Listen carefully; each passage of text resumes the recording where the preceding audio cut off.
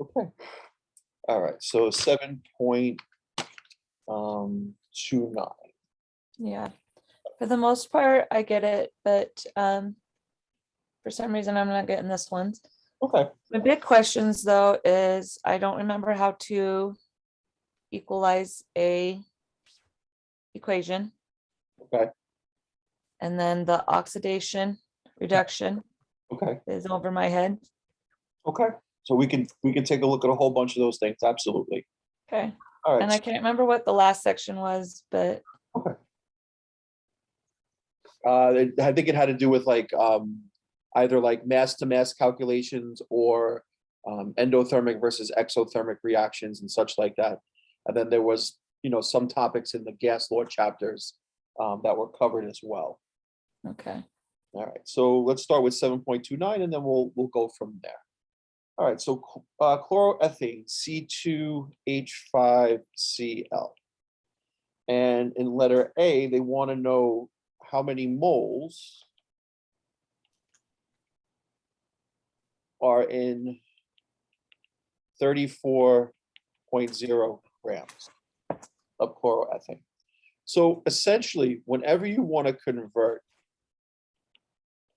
between grams and moles, what you have to use is we got to use the molar mass of the compound. And essentially the way we calculate the molar mass of the compound is we use the mass numbers of each of the elements in the periodic table rounded to 2 decimals. And then we add up essentially, or the subscripts in the chemical formula tell you how many moles of each of the elements that you have, multiply that by their molar masses for each, doing that for each of the individual elements, and then adding up the results. So that would really be the place where we want to start here. We want to calculate the molar mass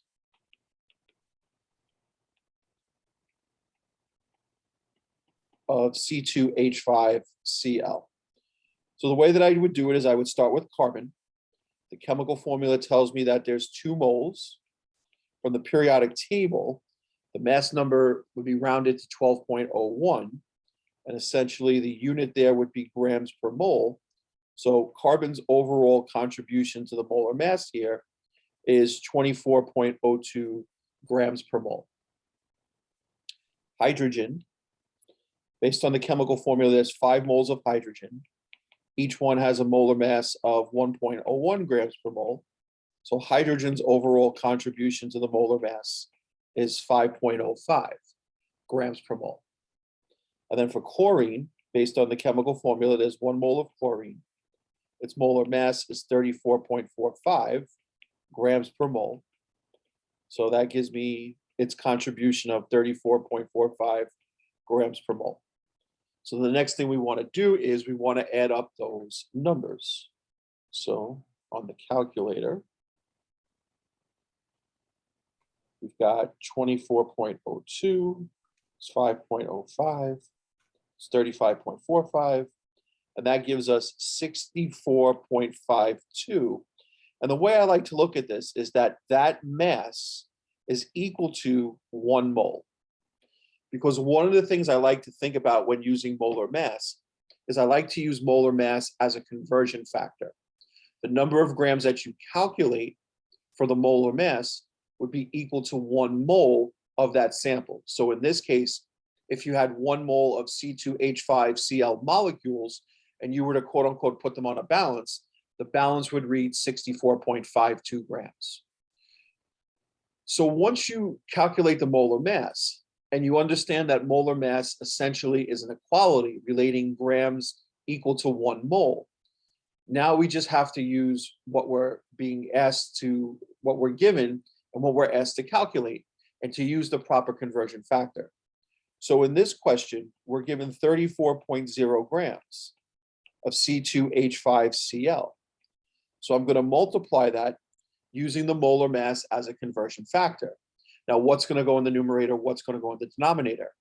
I want my answer to be in moles, and I want the number of grams to cancel. So in the numerator, I'm going to put 1 mole, and in the denominator, I'm going to put 64.52 grams. Because essentially now when you multiply, and I didn't mean to cross out the C2 H5Cl part, but now essentially when you multiply, the grams are going to cancel. Now, what do we do to the numbers themselves? Well, to the numbers themselves, we're going to divide. So 34 divided by 64.52, and that gives me essentially 0.527 moles of C2H5Cl.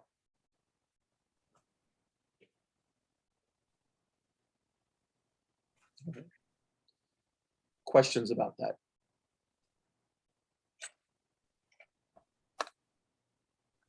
Okay, yep, I understand it now. Okay. Right. Then for part B, they want to know how many grams are in 1.5 moles.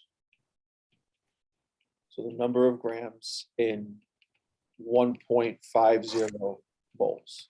So we've already got the molar mass.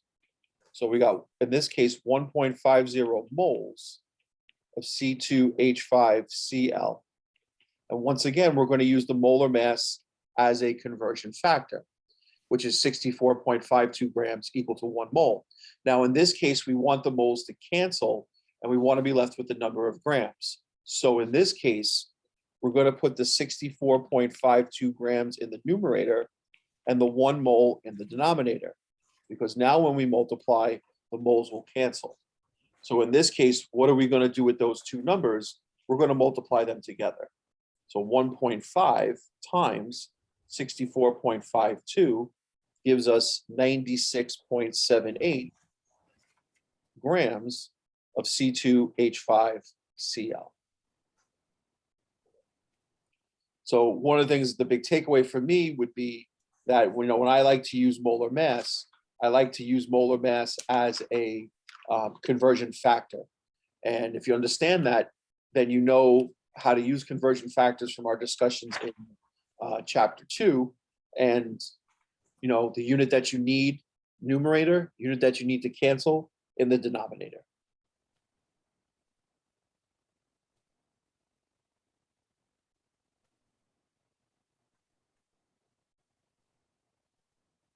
All right. Sounds good. Okay. All right. So next was balancing chemical reactions. Yeah, the whole section of 7.4. Okay. All right. So essentially, what I would say is that balancing chemical reactions is really sort of a trial and error process. Basically, you want to take one element at a time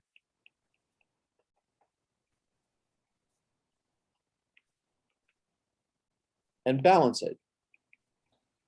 And what do we mean when we say balance it? We mean that for that element, you should have the same number of atoms of it on both the reactants and the product side. Now, as you go along, question real quick. Sure. So we haven't done this yet. Is that correct? Balancing chemical reactions? Yeah. Yeah, no, this chapter 7 is the first time they introduce it. Okay. I think I was confusing formulas in Okay. chapter 6 to it. Okay. Yeah. So essentially, in chapter 6, we talked about how to come up with chemical formulas for compounds. In chemical equations, the chemical formulas for all the substances are already present.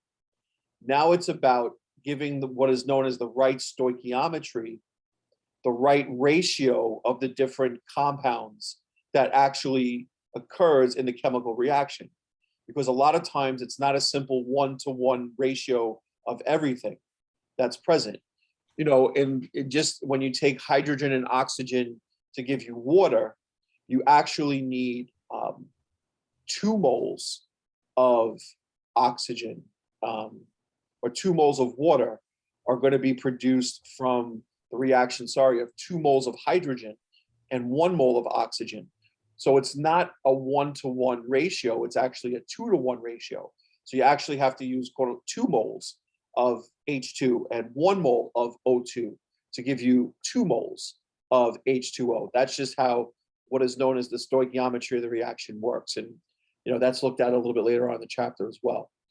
One of the big things with balancing chemical equations and with the chemical formulas, and I'll put this down in a moment, is that you can't touch the chemical formulas when balancing an equation.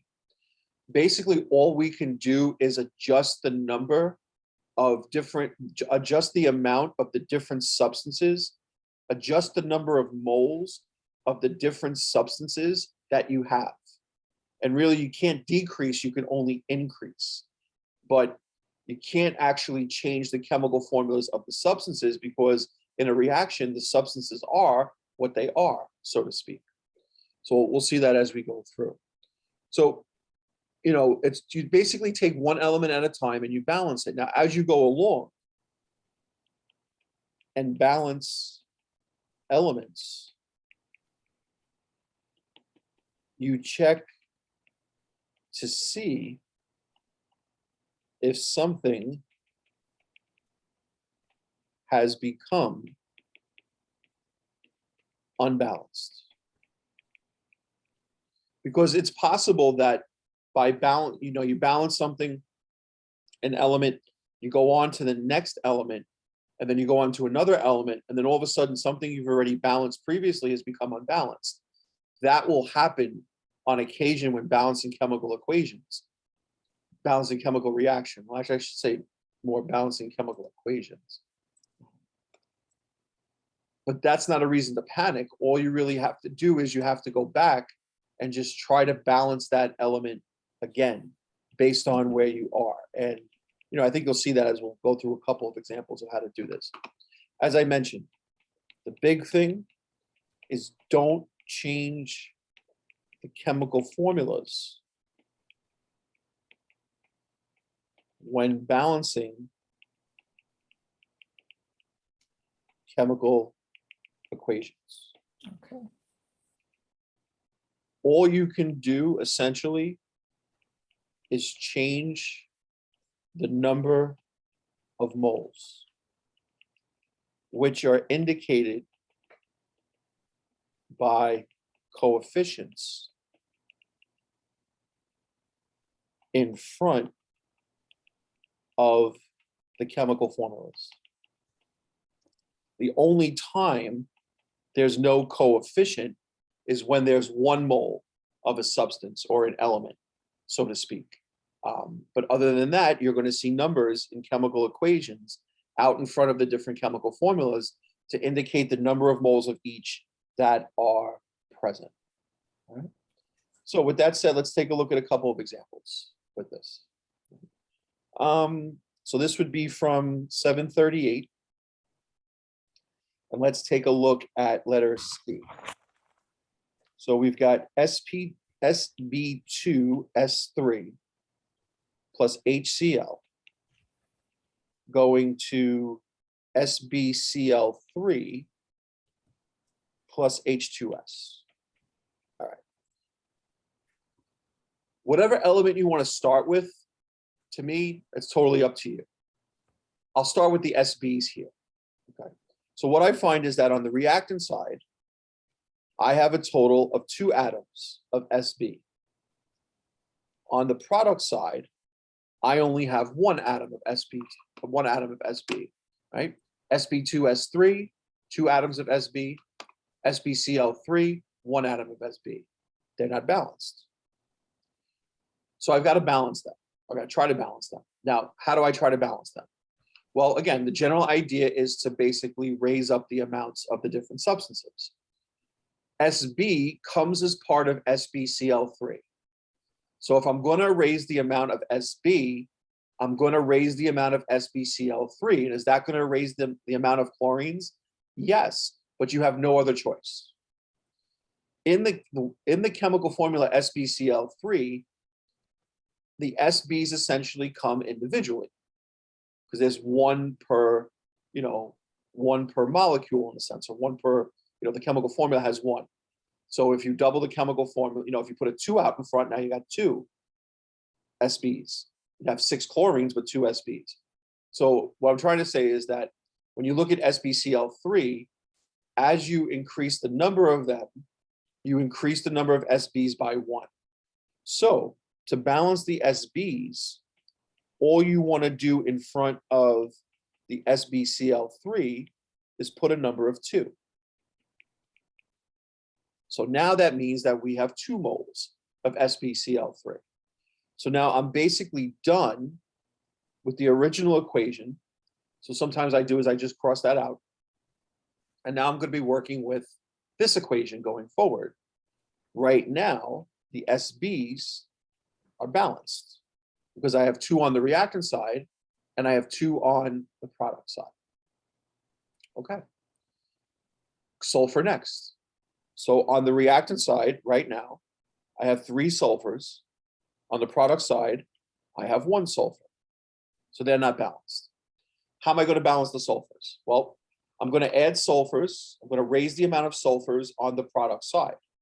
Sulfur comes a part of H2S. So if I'm going to raise the amount of sulfur, I'm also going to raise the amount of hydrogen. I have no choice. I have to do that. In order to get 3 sulfurs total, what number would have to go in front of the H2S? You would have to put a 3, because in H2S, the sulfurs come individually. So if you want to go from 1 to 2 to 3, out in front of the H2S, you're going to want to put a 3. So that brings us to Sb2S3 plus HCl, 2SbCl3 plus 3 H2S. So now I'm done with my second equation, and now I'm here. Let's check the SBs, 2 and 2. Let's check the sulfurs, 3 and 3. So we're getting there, but we're not done yet. All right. Let's go to hydrogen next. So on the reactant side, right now, I have 1 hydrogen. On the product side, I have 6 hydrogens, because if I have 3 H2S, 2 plus 2 plus 2 is 6. So they are definitely not balanced. So what do I have to do here? I have to raise the amount of hydrogens on the reactant side. When I do that, the only way I can do that is to raise the amount of HCl. So I'm going to raise the hydrogens, and by default, I'm going to have to raise the chlorines. In HCl, the hydrogens essentially come individually. So to go from 1 up to 6 in front of the HCl, I'm going to have to put a 6.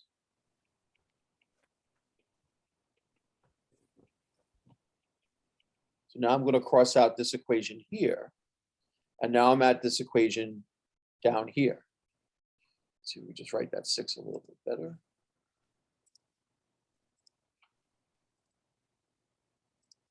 Okay. So go back to the SBs, 2 and 2. Back to the sulfurs, 3 and 3. Let's check the hydrogens, 6 and 6.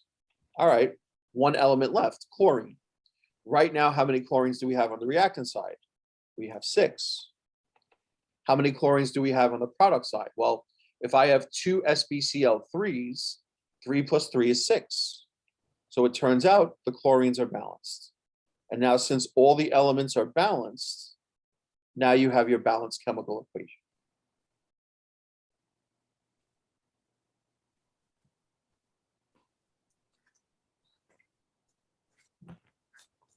So that was 738C. All right, let's do another one. Let's look at D. So Fe2O3 plus carbon going to Fe plus Cl. Okay. So again, start wherever you want. I'm going to start with the irons. So right now on the reactant side, I have 2 irons. On the product side, I only have 1. So the ions are not balanced. How am I going to balance the ions? Well, I have to raise the amount of iron on the product side. On the product side, the iron comes by itself individually. So in front of the Fe, on the product side, I'm going to put a 2. And that now gives me 2 irons on the reactant side and 2 irons on the product side. So I'm done with the top equation.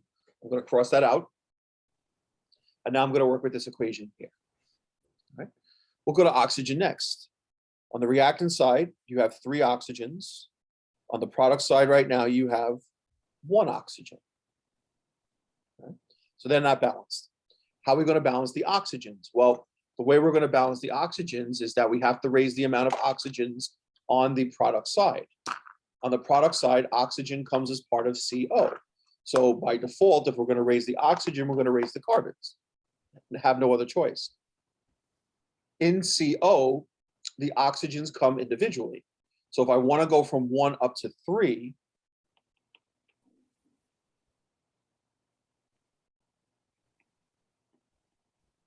in front of the CO, I'm going to put a 3.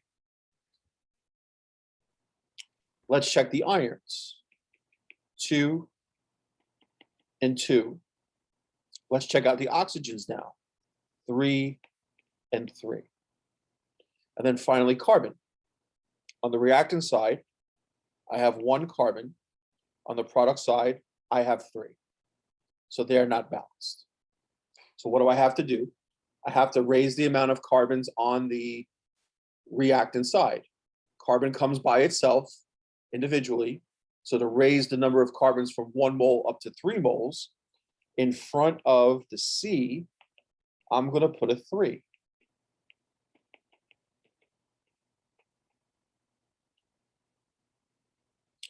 Check the ions again. 2 and 2. Check the oxygens again. 3 and 3. What about the carbons now? 3 and 3. And because every element is now balanced, now we've got our answer.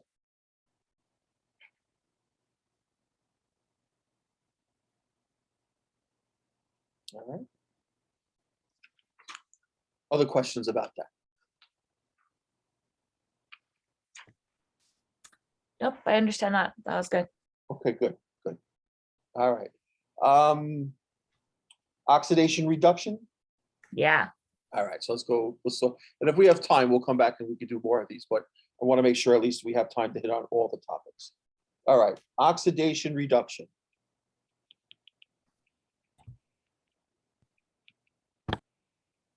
All right, so here was the acronym that I was always taught to remember. Oil rig. Why? Because oxidation is the loss of electrons. Reduction is the gain of electrons. Now, essentially, one thing to keep in mind is that oxidation numbers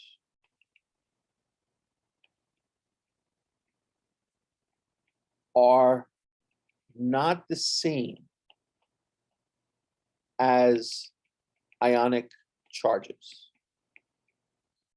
It's possible that a species could have an oxidation number that's the same as its ionic charge, but that really is sort of nothing more in a sense than a coincidence. One of the things I think about right away is like halogens. You know, a lot of times halogens, you think about them, they always have an ionic charge of -1. But if you do examples involving the halogens in terms of their oxidation numbers, you will see that halogens can have really different oxidation numbers, including even positive oxidation numbers. So oxidation number and ionic charge is technically not the same. All right.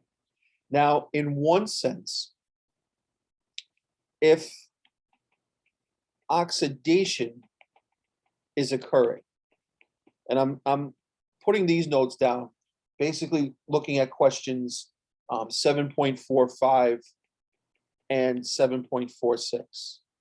Essentially, if oxidation is occurring, what you find that since electrons are being lost, electrons will be on the products side. You know, and if you look at this example here, this is 7.45B. And you have nickel solid, or we can just do nickel, going to nickel plus 2 and 2 electrons. The question is the nickel undergoing oxidation or is the nickel undergoing reduction? Well, the nickel is going from neutral to having a plus 2 charge. How does nickel go from being neutral to having a plus 2 charge? It has to do that by losing 2 electrons. So that would signify oxidation. If you look at the equation, notice how the 2 electrons are on the product side, indicating that the electrons are sort of being lost or released in a certain sense. Okay. But even a better way to understand it is to look at the change of nickel from neutral to plus 2 and to understand that how do you go from being neutral to having a plus 2 charge? You have to do that by losing electrons. On the other hand, if reduction is occurring, electrons will be on the reactants side. And I'll show you an example of that. This is 7.45C, where you have chromium plus 3 electrons going to chromium, which is neutral. Think about it. How does chromium go from having a plus 3 charge to being neutral? The way that chromium goes from having a plus 3 charge to being neutral is that the chromium has to gain 3 electrons. Because if it gains 3 electrons, that's going to bring the charge from plus 3 down to 0. So is this oxidation or reduction? Remember, reduction is electron gain. Notice in this equation that the 3 electrons are on the reactant side, indicating that the chromium 3 plus is sort of taking in or gaining those electrons. Okay. Now, the tougher examples to me are the ones like 7.47 and 7.48, where you have to identify the reactant that is oxidized and the reactant that is reduced. All right. So a couple things about oxidation numbers.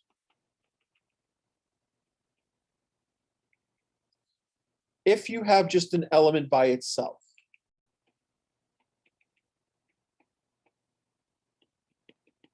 the oxidation number is 0. Even if the element is diatomic, like Cl2 or N2, if you have an element by itself, then essentially that element, the oxidation number is going to be 0. Okay. For an ion by itself, and I wrote that too close.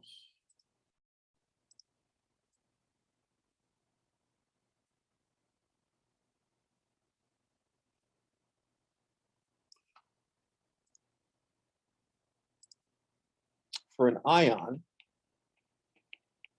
by itself, the oxidation number is the same as the charge. So whatever the charge is, that essentially is going to be the oxidation number. Okay. Couple other things. Oxygen with a metal.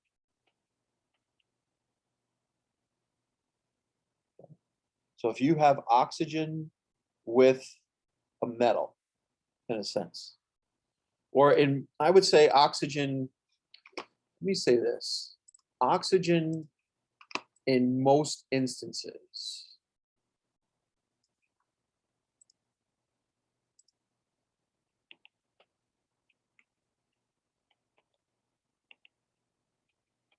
-2 oxidation number.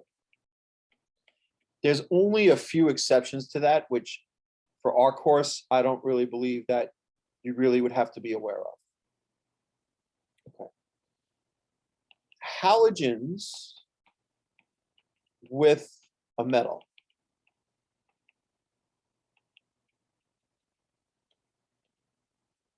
-1 oxidation number. And then let me just see if they do some examples with hydrogen at all. I don't really see that too much. Okay. And then the other thing to keep in mind is that for a compound,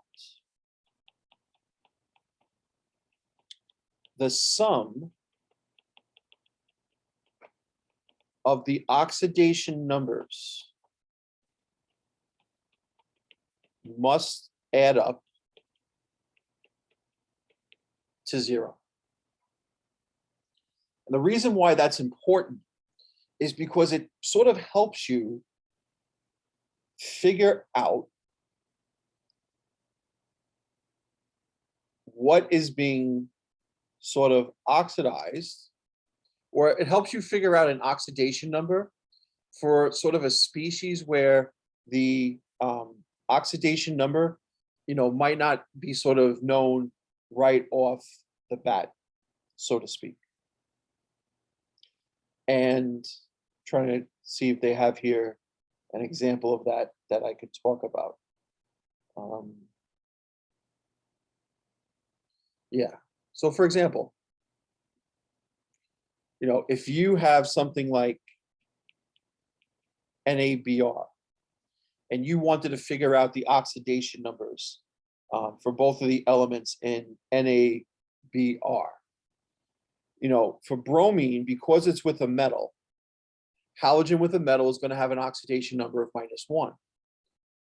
How do we know what the oxidation number of sodium is going to be? Now, I believe for most group 1A elements, the oxidation number is going to be +1. But the way that I would figure it out is, because it's a compound, the sum of the oxidation numbers has to add up to 0. So the sodium would have to have an oxidation number of +1. Now, again, yes, I mean, these sort of match the ionic charges, but again, oxidation numbers and ionic charges are essentially not technically the same. All right, I'll show you another one, something like PbO. What would be the oxidation number of lead in PbO? Well, the oxygen should have a -2 oxidation number, which means the lead, because of the sum of the oxidation numbers has to add up to 0, the lead should have a +2 oxidation number. Okay. All right. So let's look at 7.48. In each of the following, identify the reactant that is oxidized and the reactant that is reduced. Okay. So letter A, 2Li plus F2 goes to 2LiF.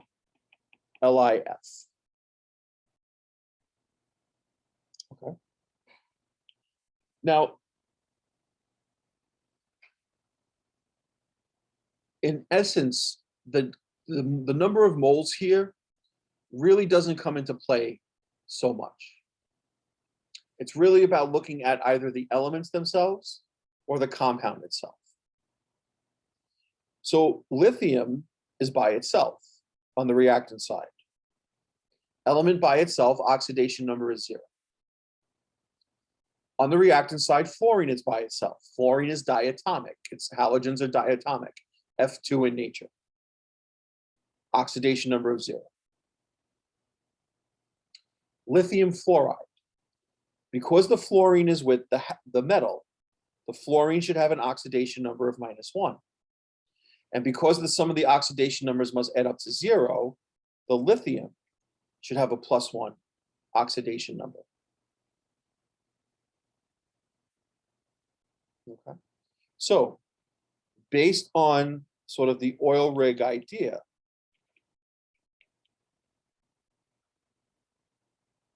okay, essentially, when you go from an oxidation number of 0 to -1, what does that mean? How do you go from an oxidation number of 0 to -1? That essentially means that electrons are gained. And that essentially would mean reduction.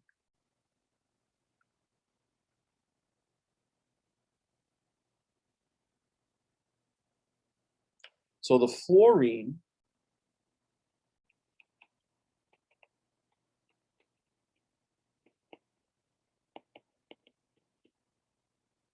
is being reduced.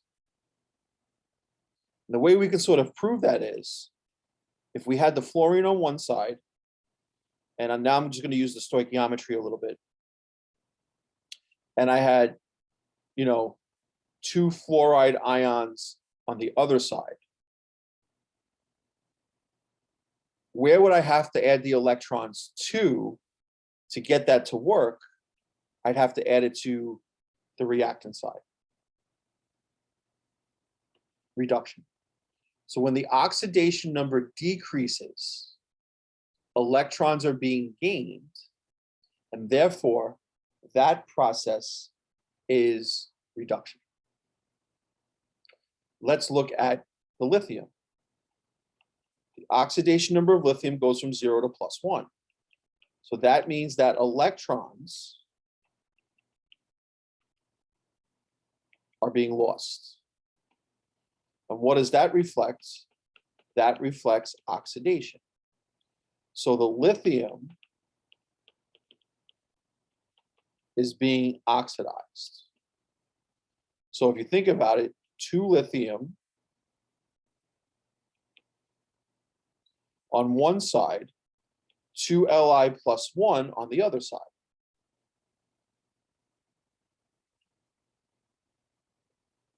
Because remember, you know, if you have lithium fluoride is made up of lithium +1, fluoride -1.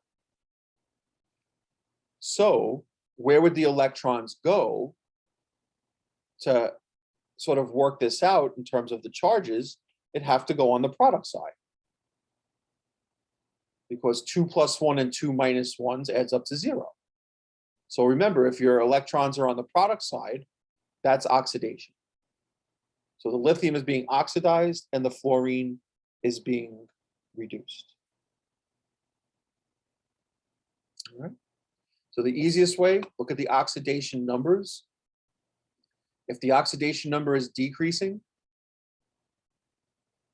it's reduction. If the oxidation number is getting larger, it's oxidation. That's sort of the way I would look at it. Let's look at B. Cl2 plus 2Ki gives you I2 plus 2KCl. I just want to see something in the book just to see how they phrase, if they give just the element or the compound that's being reduced. I just want to make sure I follow what they're doing. 7.47. Minus the NABR.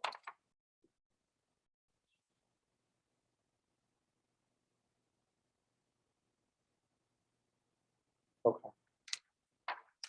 Okay. So what do we got going on here? All right. So first off, Cl2, oxidation number for chlorine and Cl2, 0. Ki, iodine, oxidation number of -1, means potassium should have an oxidation number of +1. I2, Oxidation number for iodine, 0. KCl. Oxidation number for chlorine, -1. Oxidation number for potassium, +1. Now notice for potassium, the oxidation number is staying the same. So that means that the potassium is not being oxidized or reduced. If the oxidation number stays the same, then the species is not being oxidized and it's not being reduced. Okay, so chlorine goes from 0 to -1. So we have a decrease in oxidation number. Reduction. So what the textbook would probably say is the answer is that the Cl2 is being reduced. The iodine goes from -1 to 0. So now the oxidation number is getting higher. And that, of course, refers to oxidation. And based on looking at 7.47, what the textbook would say is that the I- in Ki is being oxidized. That's the way that they would phrase the answer. The way I would probably phrase it is that the chlorine is being reduced, the iodine is being oxidized. But I just wanted to look at the textbook to see how they're sort of phrasing the answers to make sure that we match that. Just want to look finally at 740 D, because this would probably be the hardest one that you'd come across.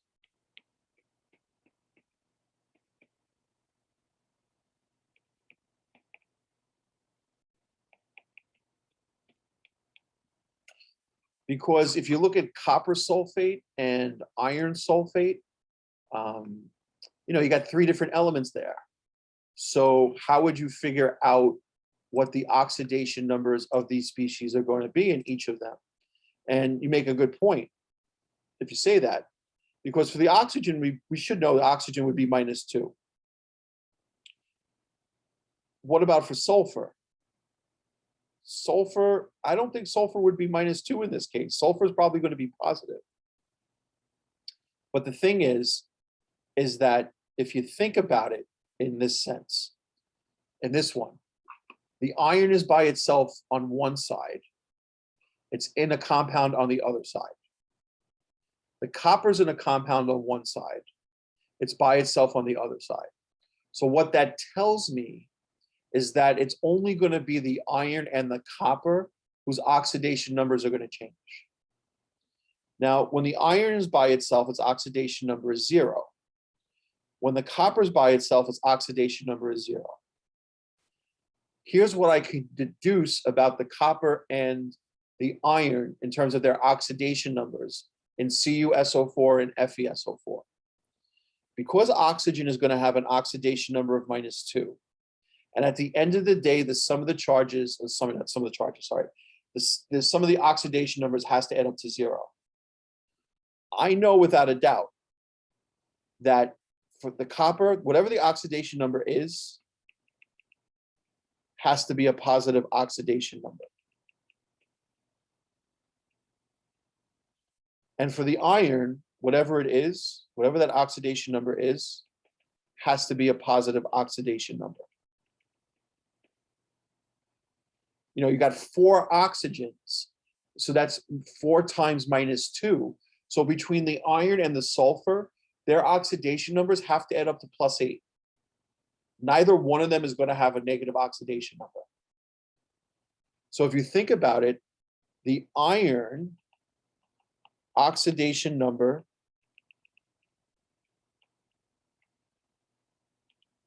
increases. So what does that mean? It means we have oxidation. And for the copper, the oxidation number decreases. So what does that mean? It means that we have reduction. So we would say that the iron is being oxidized, and the Cu+2, because we know in copper sulfate, copper would exist as the +2 ion. The Cu2 plus ion in CuSO4 is being reduced. And that's how I would phrase the answer. For the quiz, I don't believe there's a heck of a lot of questions on oxidation reduction, so don't panic about it, but this is how essentially it would be done.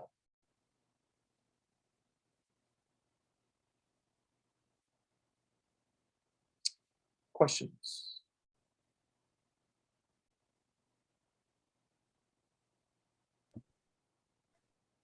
Yeah, I'm understanding it a lot more.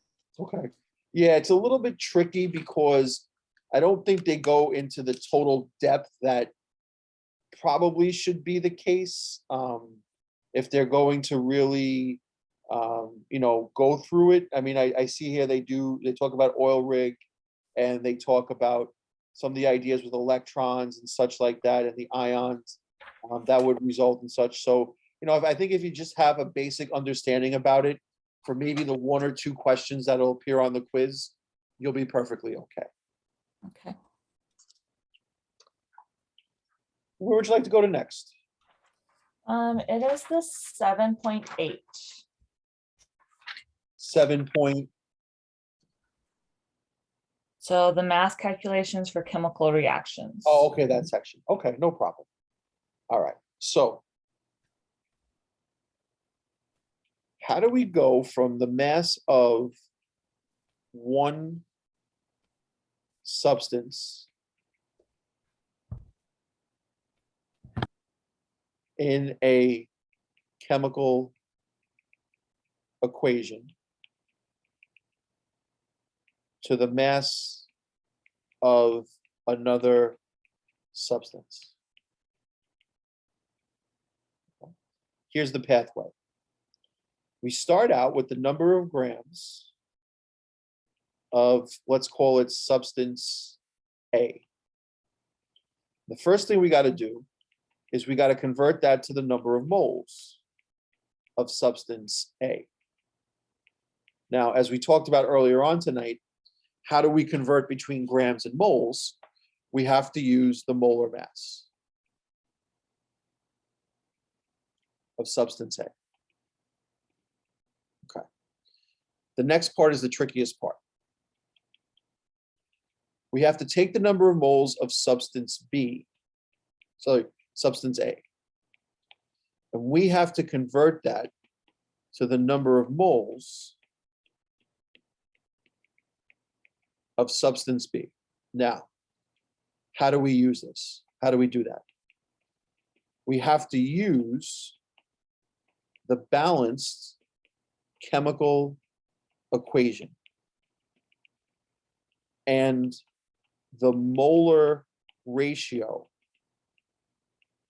of A to B given in that equation.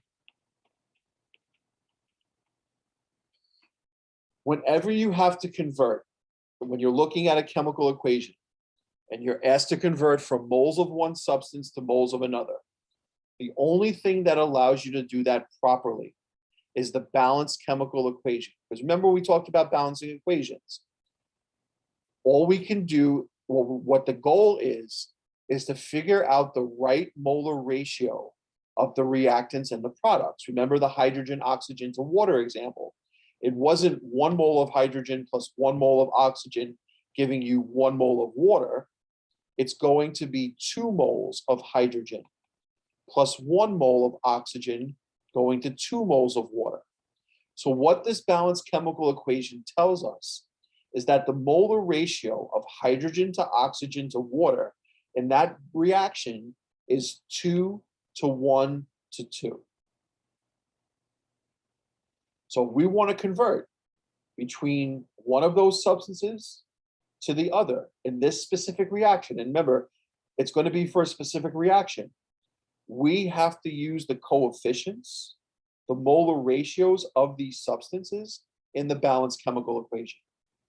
That properly allows you to figure out if you have this number of moles of substance A in this particular equation, it's going to lead to this number of moles of substance B. Now, sometimes the number of moles of substance A is going to be equal to the moles of substance B if their molar ratio is 1-to-1.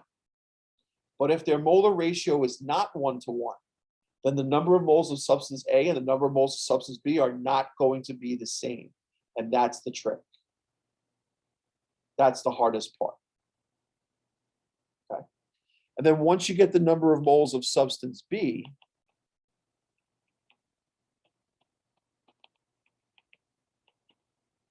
now you want to convert that to the number of grams of substance B. And how are we going to do that? We're going to do that by using the molar mass of substance B. So if we understood what we did earlier on, when we converted with the C2H5Cl between grams and moles and grams, the first and the third parts, no problem. It's that second part that usually makes student or leads to students having an incorrect answer in the question. Okay. So let's take a look at an example. All right, let's do 7.60 and let's do letter A.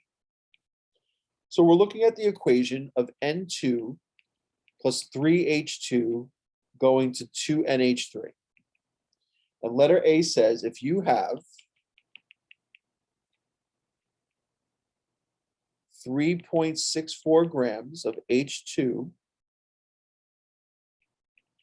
how many grams of NH3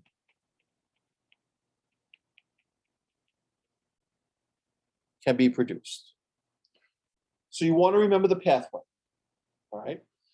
So based on the pathway, what we want to do first is we want to take the number of grams of H2 and convert that to the number of moles of H2, which means that the first thing we have to do is we have to figure out the molar mass of H2.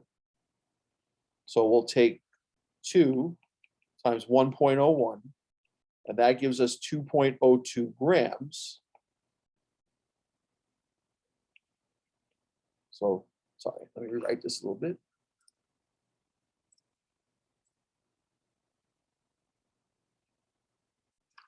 So we'll take 2, multiply it by 1.01 grams per mole, and that would give us 2.02 grams equal to 1 mole. Because remember, once I figure out the molar mass, I like to put it as an equality so that I remember to use it as a conversion factor.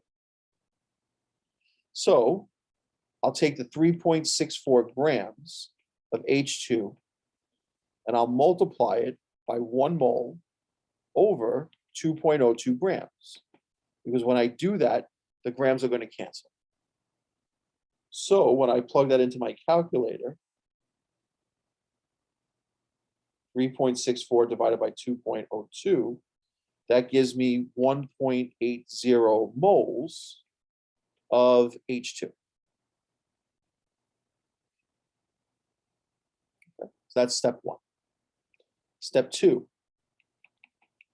take the number of moles of H2 and convert that to the number of moles of NH3.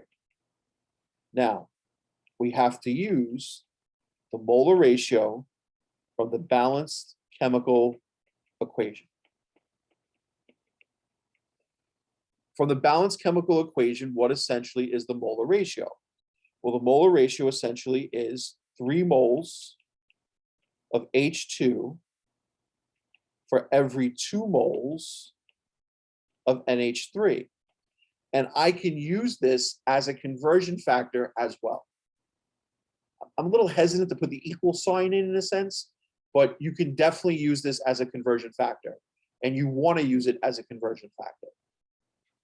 So I'll take the 1.80 moles of H2, and I'm going to multiply it by 2 moles of NH3 over 3 moles of H2. Because when I do, the moles of H2 cancel. So I'm going to take 1.80, multiply it by 2, and divide it by 3.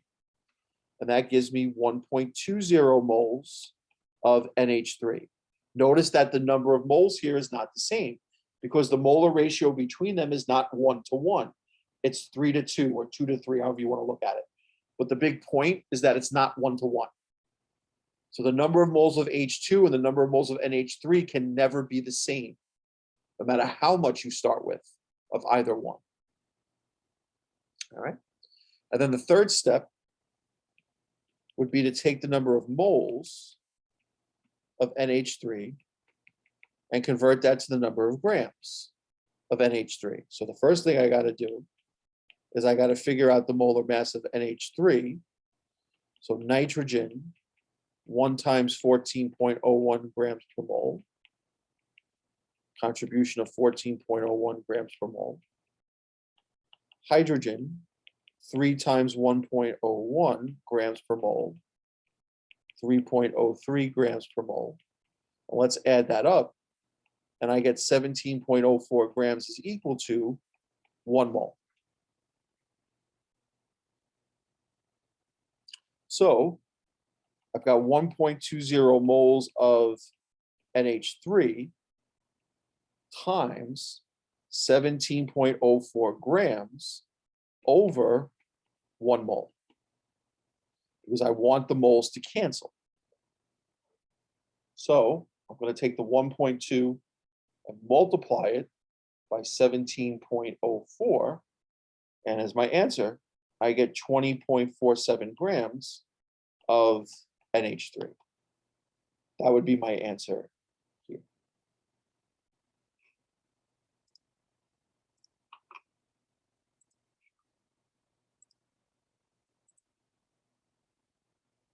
All right, so those are the steps. Grams to moles, using molar mass. Moles to moles, using balanced chemical equation. Moles to grams, using molar mass. That's how essentially you do a mass-to-mass calculation.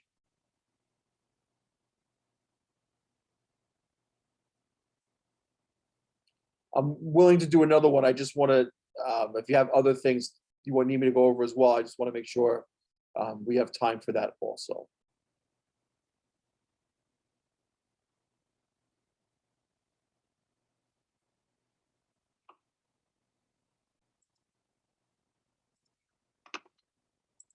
Okay.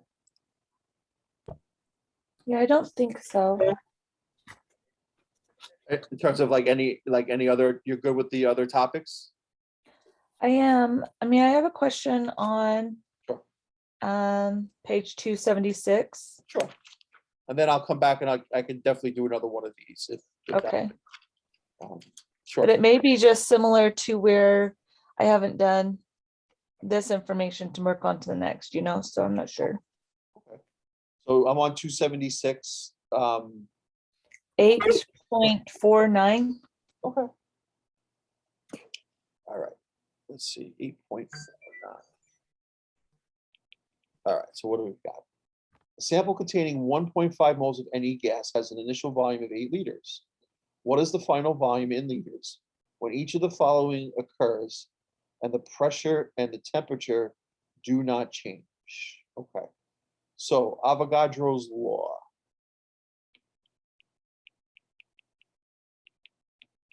All right, if I remember Avogadro's law correctly, the pressure and the number of moles should be directly proportional to each other. So Avogadro's law. The initial volume over the initial number of moles of gas is equal to the final volume times the final over the final number of moles. of gas.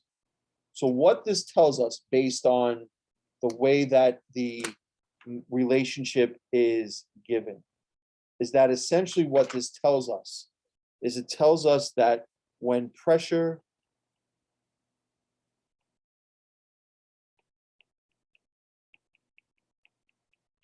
and temperature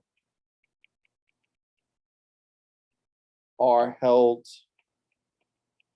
constant, volume and the number of moles of gas are directly proportional to each other. So what does that mean? It means if one goes up, the other goes up. If one goes down, the other goes down. When you have a gas law that's written in this form, where you have initial volume over initial moles equal to final volume over final moles, that means that these two parts, assuming the other parts like pressure and temperature, this is all based on the ideal gas law, PV equals nRT, in a sense. That means that these two variables are directly proportional to each other. So, Can we do letter C? okay. So a sample of 25 grams of neon is added to the 1.5 moles of neon gas in the container. So what is the final volume in liters when each of the following occurs and the pressure and temperature do not change? Okay. So what we would need to do is, for letter C, we need to first find the number of moles of gas that has been added. Because once we find that, we need to add that to the 1.50 moles that are already present. So essentially, what we have to do is we have to take the 25.0 grams, and we've got to convert that to a number of moles. So if we use the periodic table to look up neon, we have 20.18 grams is equal to 1 mole. So I'll take the 25 grams, multiply it by 1 mole over 20.18 grams. Grams will cancel. So I'll do 25 divided by 20.18. So that gives me 1.24 moles of neon. So we have 1.5 already present. So now the final number of moles, 2.74 moles of neon. This would be the final moles. So now we've got 3 of the 4 variables. So the initial volume was 8 liters. The initial number of moles was 1.5. We're looking for the final volume. The final number of moles is 2.74. So we'll take 8, multiply it by 2.74, and then divide that by 1. So, and then divide that by 1.5. Cross multiply. So let me just write that out. You'd have 1.50 moles times X is equal to 8.00 liters times 2.74 moles. Multiply the right side, then divide by 1.5 moles, and X turns out to be 14.61, and the unit for that would have to be liters. So that would be the final volume of the gas.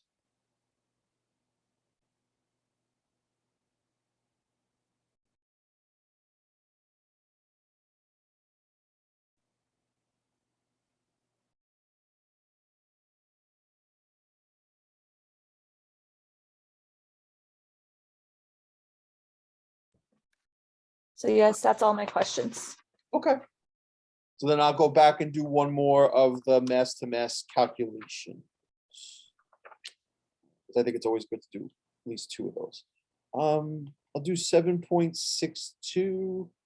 Let's see, how about see that. All right, so I'll do letter A.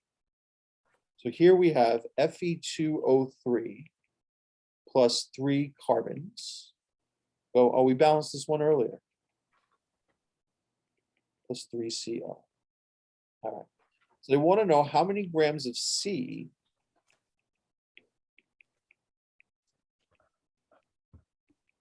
are required to react with 16.5 grams of Fe2O3. All right, step one. We're going to take the number of grams of Fe2O3 and convert that to the number of moles of Fe2O3. Right? And again, whenever we convert between grams and moles, what do we have to use?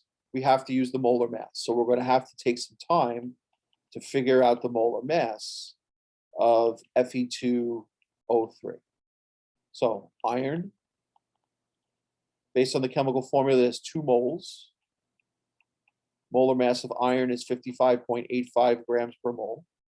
So 2 times 55.85, 117.1 grams per mole.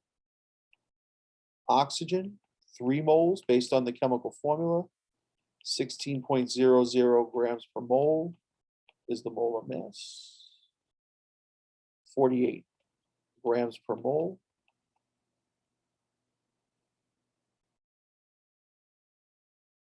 Add that up. 159.7 grams is equal to 1 mole. All right. So we've got 16.5 grams of Fe2CO3. We're going to multiply that by 1 mole over 159.7 grams. Grams will cancel out.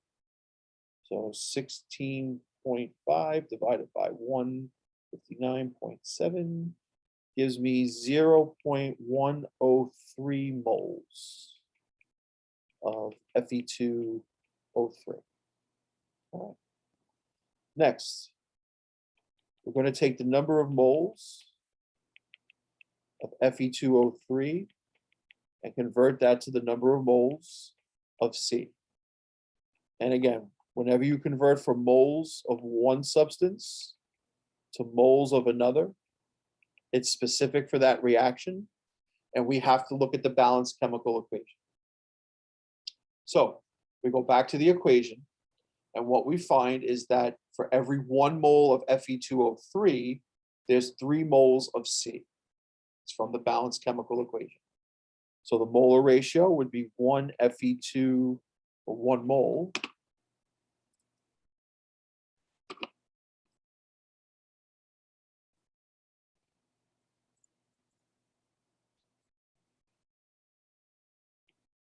of Fe2O3 for 3 moles of carbon. So we're going to take the 0.103 moles of Fe2O3. We're going to use that ratio as a conversion factor. In the numerator, we're going to put 3 moles of carbon. In the denominator, we're going to put 1 mole of Fe2O3. Because when we multiply, the moles of Fe2O3 would cancel. So multiply that by 3, and that gives me 0.309 moles of C.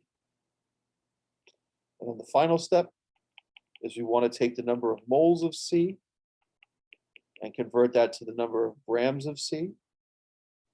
So the molar mass of carbon, 12.01 grams, is equal to 1 mole.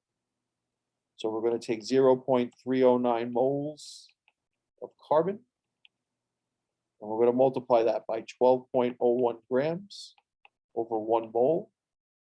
Moles will cancel.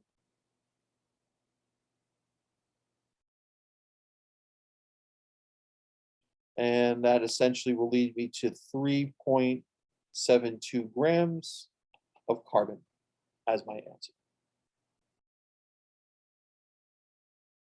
So the nice part about these types of problems is that the steps are really the same.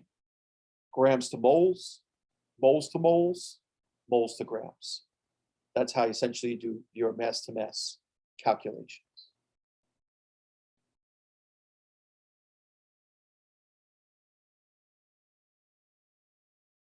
All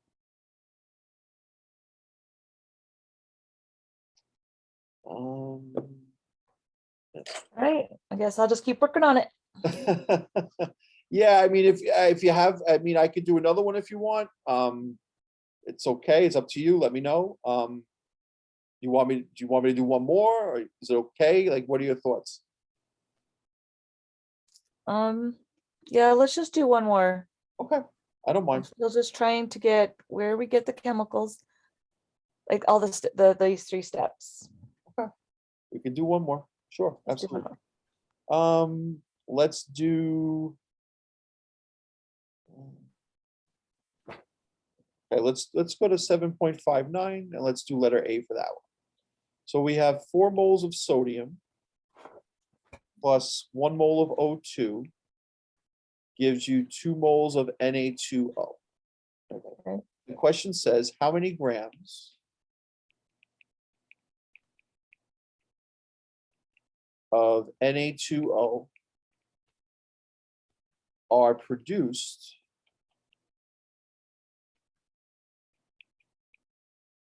from 57.5 grams of Na?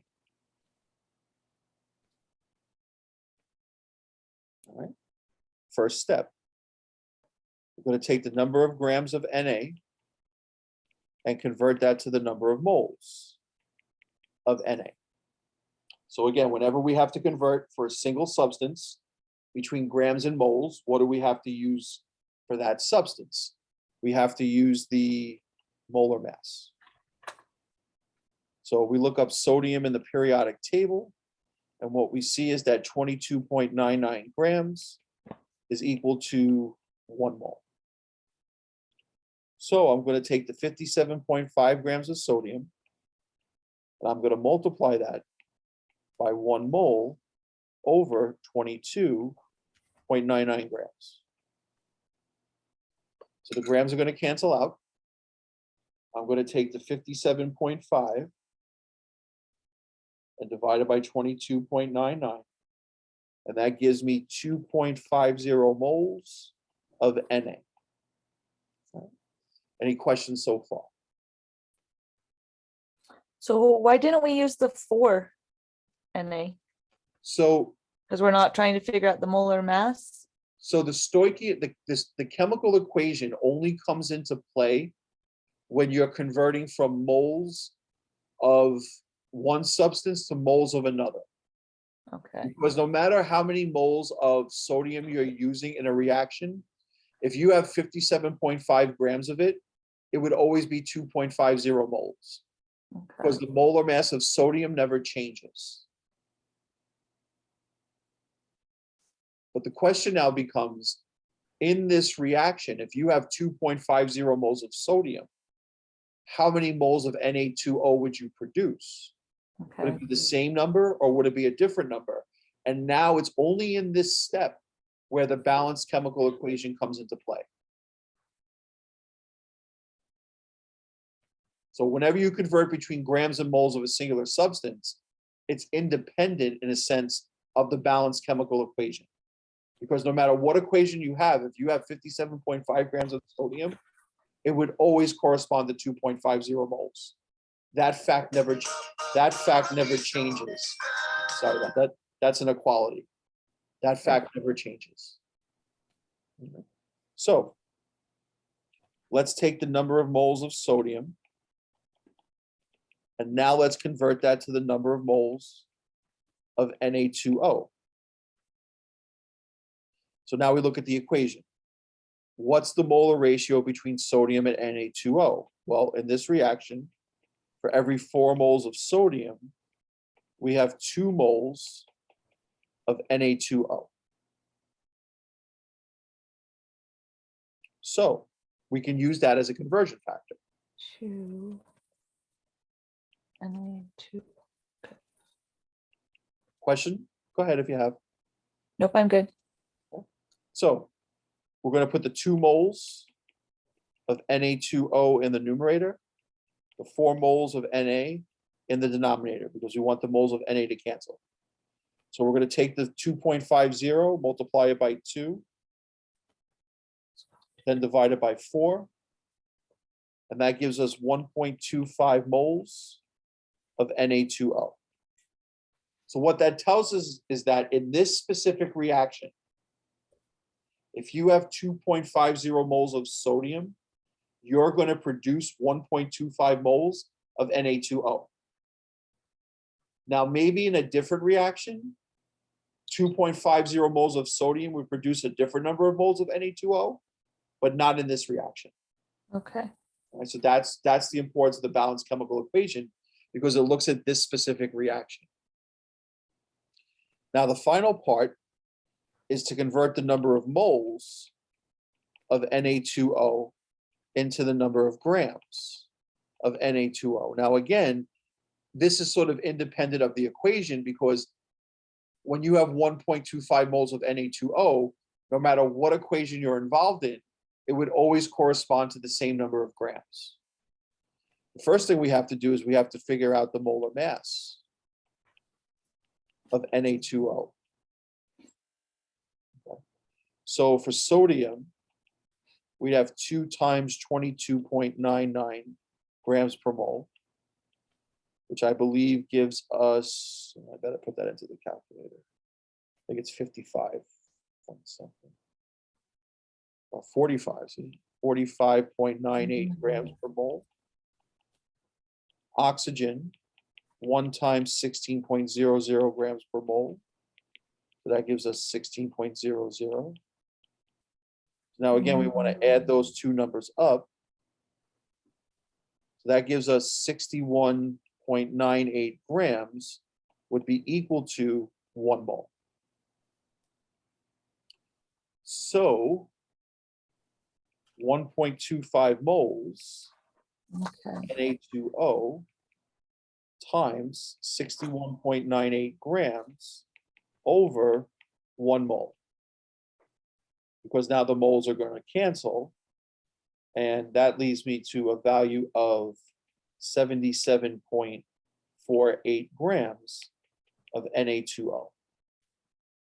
And again, no matter what reaction you're in, if you have 1.25 moles of Na2O, it would always correspond to 77.48 grams.